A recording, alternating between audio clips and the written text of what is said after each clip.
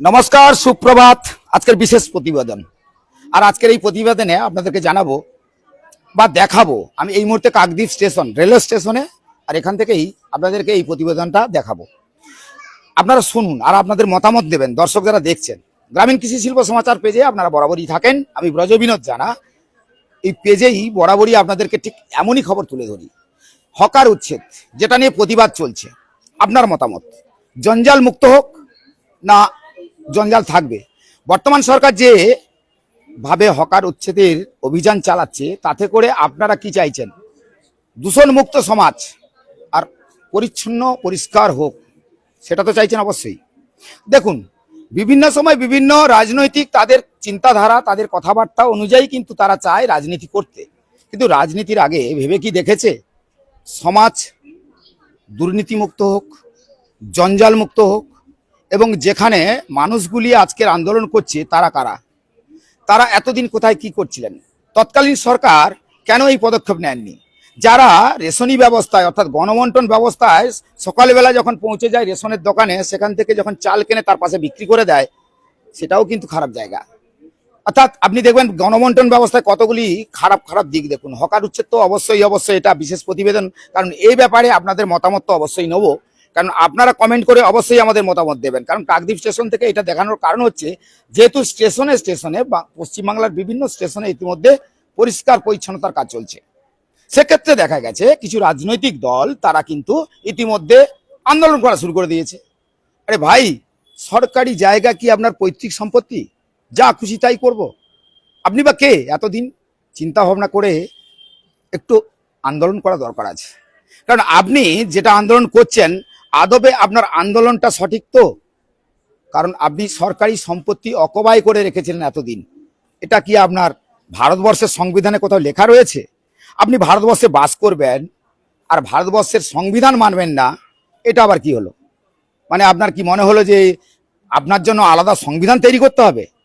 যে সংবিধান সবাই মেনে চলে, সেই সংবিধানকে আবার আপনি আলাদাভাবে দেখছেন, এটা আবার কি? তো এই প্রশ্নগুলি কিন্তু অনেকগুলো থেকে গেল। আর গণবন্টন ব্যবস্থার দুর্নীতি তো আপনারা জানেন। আর দুর্নীতি বর্তমান সরকার যেভাবে তুলে ধরেছে, সেক্ষেত্রে ছেড়ে দেওয়া কেঁদে বাঁচি। অর্থাৎ অনেকেই ইতিমধ্যে শুরু করেছে পালিয়ে বেড়াচ্ছে, কারণ তারা যে দুর্নীতি করেছে তারা নিজেরাই বুঝতে পেরেছে। অর্থাৎ সব মিলিয়ে ভিডিওটা এই কারণেই দেখানো যে স্টেশন জঞ্জাল মুক্ত হোক, এটা আমাদের বিশেষ প্রতিবেদন আজকের। কারণ গ্রামীণ কৃষি শিল্প সমাচার বরাবরই আপনাদেরকে ঠিক এইভাবেই খবরগুলো গ্রামে গঞ্জে তুলে ধরে এবং আপনাদের দেখায়, আর আপনাদের মতামতও নেয়। আর সেক্ষেত্রে আজকের কাকদ্বীপ স্টেশনে চলে আসা, আর কাকদ্বীপ স্টেশনে এসেই দেখতে পাচ্ছেন একটু পরেই ট্রেন চলে আসবে। তবে এখানে কিন্তু যেটা বসে রয়েছে সব সরকারি জায়গায় বসে রয়েছে। দেখুন, একটা ঘুরিয়ে দেখান তো, ঘুরিয়ে ঘুরিয়ে দেখান। এগুলো দেখবেন সব সরকারি জায়গায় বসে রয়েছে। এবার যদি সরকার কোনো পদক্ষেপ নেয়, তাহলে কিন্তু আন্দোলন শুরু হয়ে যাবে। আরে আন্দোলনটা আপনি কে? আপনি আন্দোলন করছেন?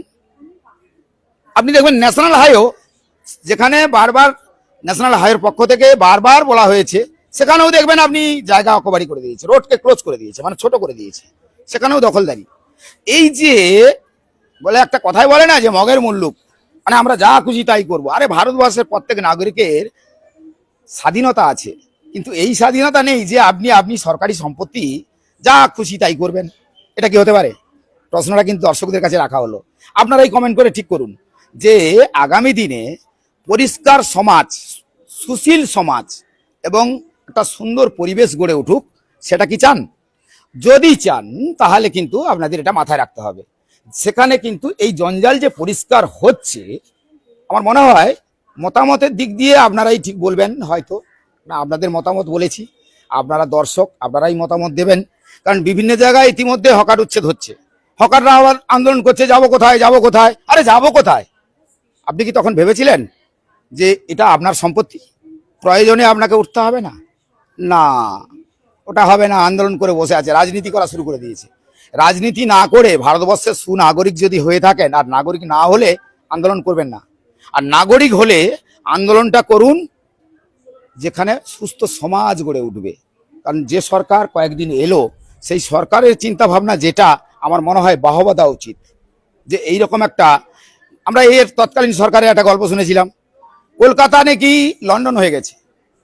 কলকাতার এক সময় মানে মানুষ গিয়ে যদি এই ঠিক কালবৈশাখীর টাইম আর বর্ষাকালে যদি যাওয়া যায়, সেখানে এক গলা জলে হাঁটতে হবে রাস্তার উপরে, এরকম একটা পরিস্থিতি হয়েছিল। তো কলকাতা লন্ডন হয়নি, আর কোনোদিন লন্ডন হতেও পারতো না। বর্তমান সরকার ইতিমধ্যে যেভাবে যে পদক্ষেপগুলো নিয়েছে, আপনারা বিভিন্ন সোশ্যাল মিডিয়া থেকে বিভিন্ন মিডিয়ায় দেখছেন, আর বেশ কিছু সোশ্যাল মিডিয়ায় দেখি এই যে চাটুদারি, মানে কোনো কিছু না বুঝেই শুরু করে দিলেন। আর সেটা কি, আপনারা একটু ভালো করে সংবিধানটা মানুন। আমাদের ইন্ডিয়ান কনস্টিটিউশনে যা নিয়ম আছে, বর্তমান যা আইন রয়েছে, সিআরপিসি আইপিসি এখন তুলে বিএনএসএস এর যা ধারা হয়েছে, আমার তো মনে হয় ওই ধারায় আপনাদের একটু আটকানো দরকার। আইন মানবো না, ভারতবর্ষে থাকবো, দুটো আইন তৈরি হবে, এটা হতে পারে? আমাদের ভারতবর্ষে এরকম দুটো আইন কোথাও হয়েছে? শুনুন, পড়াশোনা করুন, যদি না পড়াশোনা করেন তাহলে একটু মোবাইল খুলে গুগল দেখে সার্চ করে নিন। এগুলো করলে আপনারা অতি সহজে বুঝতে পারবেন, কারণ প্রত্যেকের হাতে এখন অ্যান্ড্রয়েড সেট রয়েছে। যা খুশি তাই করব, মগের মুল্লুক হয়ে গেল, এটা করা যাবে না। এই প্রতিবেদনটা এই কারণেই স্টেশনে এসে আজকে দেখানো। আপনাদের কি মনে হয়? আর গণবন্টন ব্যবস্থার দেখুন, আপনাদের এটা বলে দিই, এই রেশনি ব্যবস্থাটা আরো খারাপ। যেখানে রেশনি ব্যবস্থা আপনার বাড়ি বাড়ি চাল দেওয়া হয়, আপনি পাবেন, আচ্ছা আপনি সে পাশেই বিক্রি করে দেন। এই কেরোসিন তেল অনেকে ধরে না, আপনি পাবলিককে জিজ্ঞাসা করবেন যারা কেরোসিন ডিলার রয়েছে তারা কি করে ওই তেল, যারা এখন তো ইলেকট্রিসিটি হয়ে গেছে, সে তেলটাই কিন্তু কেরোসিন ডিলাররা নিচ্ছে, কিন্তু সাধারণ মানুষ তো নেয় না। ওই তেলটা যাচ্ছে কোথায়, কারাই কালোবাজিটা করে, এটা কিন্তু খোঁজ নেওয়া দরকার। সরকারের কাছে অনুরোধ করব, এই যে ব্যাপারগুলো, ছোটখাটো ব্যাপারগুলো একটু নজরে দেওয়া উচিত।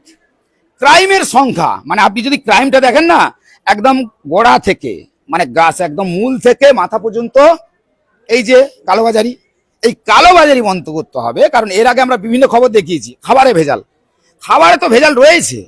এই খাবারে যে ভেজালটা রয়েছে না, আগামী দিনে আপনি কি সুস্থ শরীর নিয়ে বাড়ি ফিরবেন বা সুস্থ শরীর নিয়ে বাড়িতে থাকবেন, সেটাও কিন্তু কষ্টকর। কারণ খাবারে দেখবেন বিভিন্ন ভেজাল, মানে কোনটাতে ভেজাল নেই বলুন তো? এটা নিয়ে কিন্তু অনেক বড় প্রশ্ন চিহ্ন। আমরা বারবার বিভিন্ন সময় ফুড সেফটি অফিসার নিয়ে গিয়ে আমরা বিভিন্ন সময় দেখিয়েছি যে খাবারেও যে খাচ্ছে সেখানেও ভেজাল।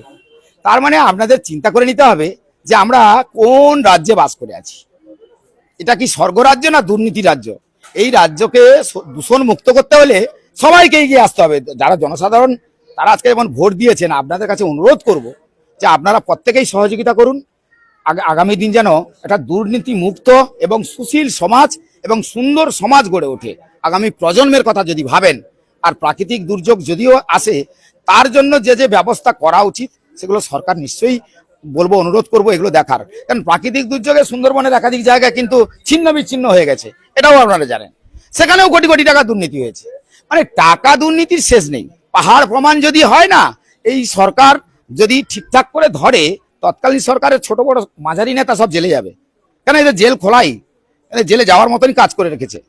অর্থাৎ সবকিছু বিবেচনা করে আজকের যে প্রতিবেদনটা আপনাদের কাছে তুলে ধরলাম, আমার মনে হয় এই স্টেশন চত্বর থেকে দেখালাম। কারণ যেহেতু হকার উচ্ছেদ নিয়ে ইতিমধ্যে বিভিন্ন সংবাদ মাধ্যম বিভিন্ন দেখলাম সোশ্যাল মিডিয়াতে তারা আন্দোলন শুরু করে দিয়েছে।